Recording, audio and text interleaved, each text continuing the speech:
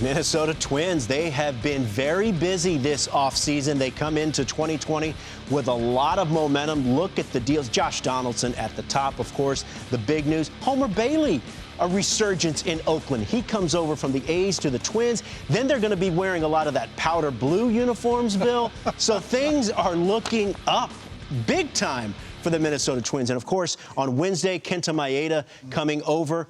I mean, with all that, this was a dynamic team last year offensively.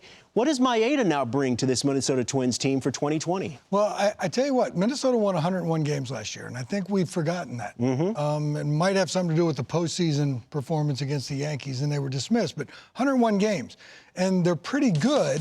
And they had a couple pitchers that stepped it up last year, and now they added Kenta Maeda. But I think the good news is there's 3 pitchers in this trade.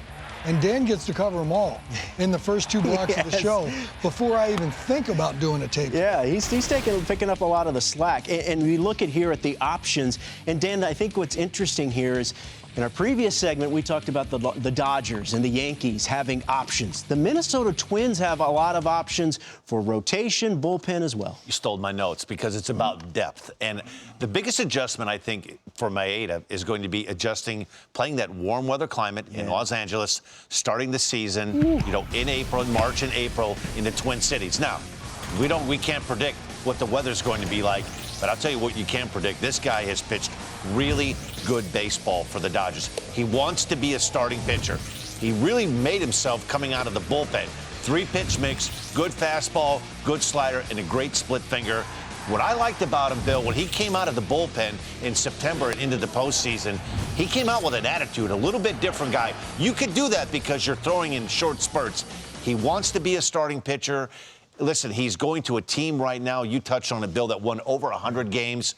I think he's a welcomed addition. I would be shocked and surprised if he's not in the rotation. Yeah. He fits in right behind Barrios and Jake Odorizzi. All of a sudden, 1, 2, 3, you look at that Twins rotation. They've got a lot of things, and I think right now, if I'm a Twins fan, I'm excited for what's going to happen in Fort Myers in a week to 10 days. This is a good team that got better. We were all talking about the White Sox with the moves that they made. All of a sudden, it's like the Twins have trumped those moves.